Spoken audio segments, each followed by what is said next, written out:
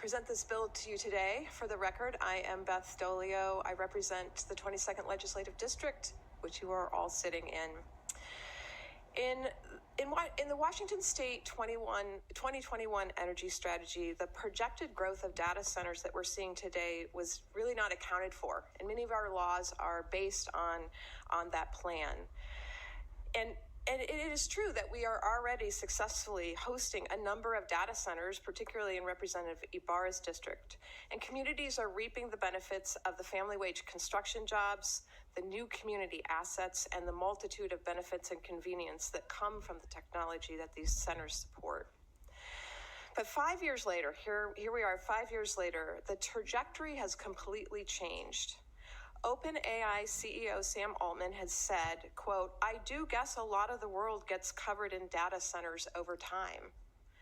And, quote, "Our vision is simple. We want to create a factory that can produce a gigawatt of new AI infrastructure every week." That's quite ambitious, just like Washington State's climate and clean energy goals. Now, the governor responded to this by forming a data center task force, and I really appreciate all of the stakeholdering that went on in 2025 on this topic. One of the things that came out of that of that task force was that they unanimously agreed that a fundamental tenet moving forward is to uphold our clean energy and climate goals as a state. And we're lucky. Our homegrown companies here, Amazon and Microsoft, have set their own ambitious climate goals that really mirror what Washington State is set out to do.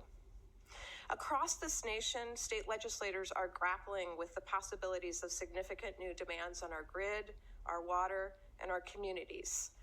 And these policies seek to protect ratepayers by ensuring new data centers are picking up the whole tab for new growth, protect against stranded assets, ensure grid reliability, that we count on the highly trained skills of Washington's unionized workforce, and that there is transparency about the water and energy use, especially important in this state given our treaty obligations with our tribes to protect fish populations. Call here at the Yakama Nation, sit on particularly our energy committee here at the Tribal Council. On behalf of Yakama Nation, we are pro. We also submit a specific testimony for review and records, as well as Yakama Nation findings and recommendation to Data Center Task Force. The testimony provides details about the bill, including the many important provisions that we support. I'll focus this morning on areas where legislation could be improved. The new electricity generating resources that will be built to serve new data centers will cost billions of dollars. The original Section 3E of this section on requirements for tariffs and policies require data centers to pay real-time electricity costs to protect consumers and provide price signals to maximize energy efficiency at data centers. The new language requires the pricing structures to reflect causation system conditions, which may include real-time pricing or dynamic pricing mechanisms. Please consider clarifying the pricing through long-term power purchase contracts that must also include the cost causations. We're concerned that some existing contracts might not provide the correct price signals. We'd also like to see a report to provide evidence that will not affect watershed conditions, including stream flows for natural species, temperature, pollution, would not affect local municipal water sources, and also account for existing overallocation and climate change projections showing reduced snowpack, early runoff, and cumulative impacts of all water and uses on treaty protected fisheries. Thank you for your time, Chair Dillon and members of the Environment. The Climate Change Authority, it recommended a 65 to 75% range for the climate target for Australia federally. That then was cut to 62 to 70% on the basis of transition risks, which explicitly included this significant growth of data centres. So they recognised it as something which radically reduced the climate targets. In New South Wales, the Net Zero Commission must be looking and going, well, this is a real problem for us as well. We ought to be sounding the alarm, or we're not going to meet our legislative targets. Is that not something that's within the functions? Over the next just 3 years alone, we will need an additional 50 to 100 gigawatts, or 50 to 100 new nuclear power stations in just the US alone to meet the coming demand for AI. Permitting and other constraints mean that this is not possible. And this is basically leading to a dramatic rise in energy prices. And we also are sucking up rivers and reservoirs to keep these data centers cool. A few weeks ago, I was invited down to Tucson, Arizona, to meet with community leaders there. Tucson recently became the first city in the US to unanimously vote to reject a new data center proposal, a gigawatt scale data center proposal in their community, primarily due to concerns about energy and water usage.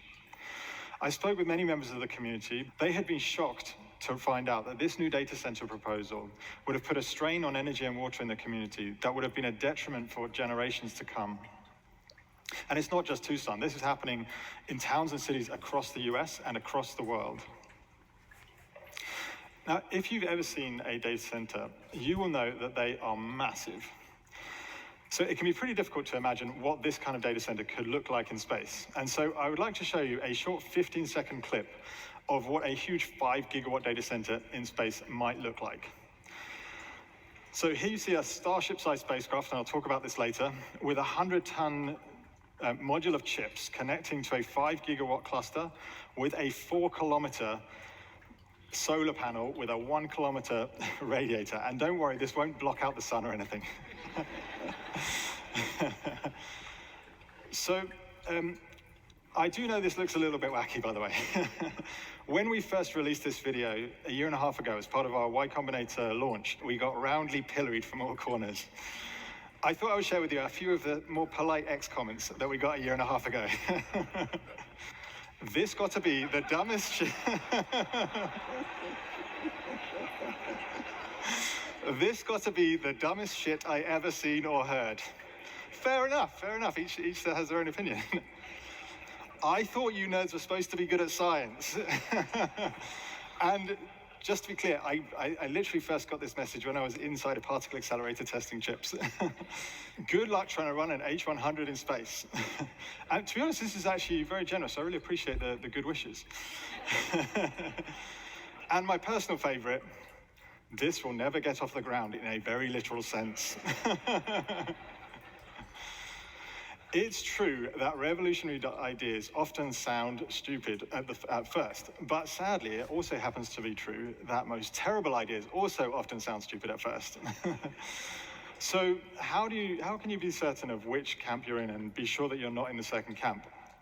Well, it's important to reason from first principles, but it is, to be very honest, in order to know which camp you're in, most oftentimes it is going to involve taking some risk. If you don't take some risk, you're likely.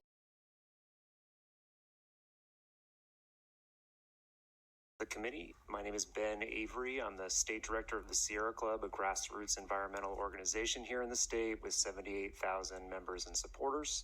I'm here today on behalf of all of those members to speak strongly in support of House Bill 2515.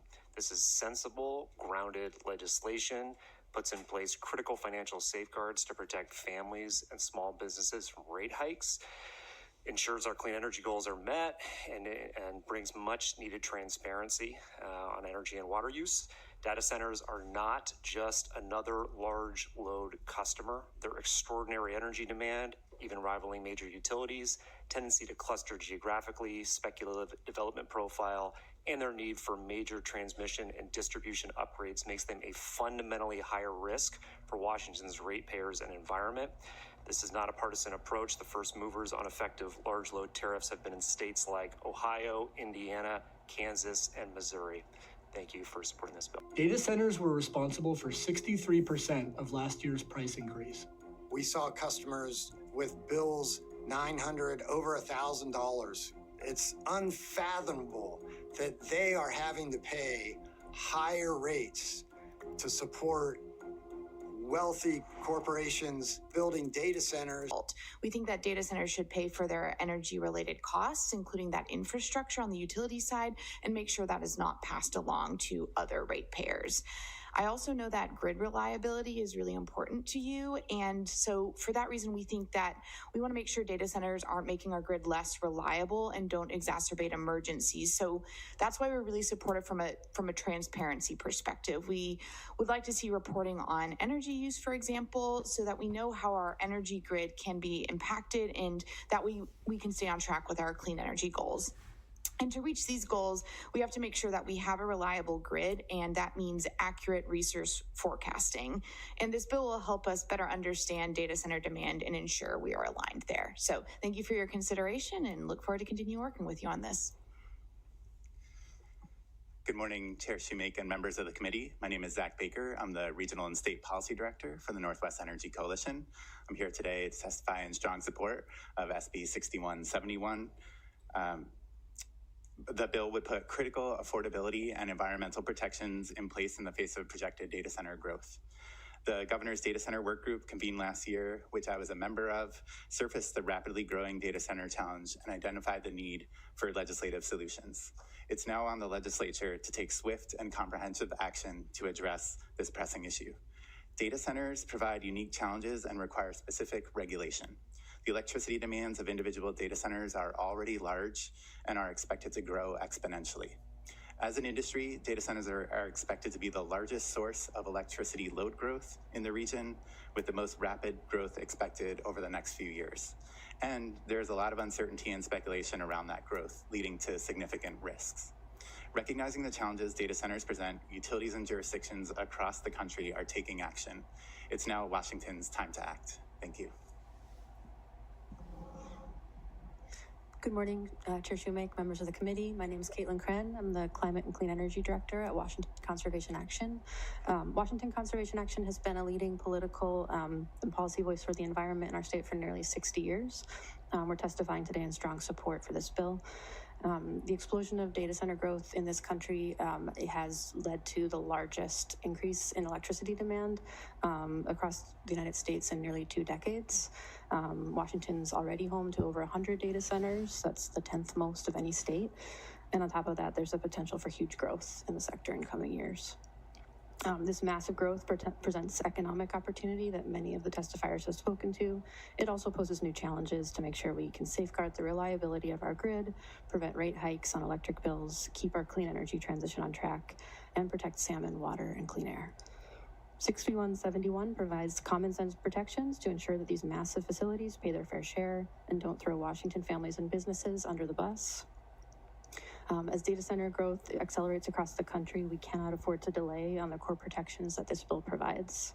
The Environmental Priorities Coalition and Washington Conservation Action strongly support 6171 and thank Chair Shoemake for all her work to develop this very comprehensive bill. We look forward to continued work throughout the session and supporting passage this year.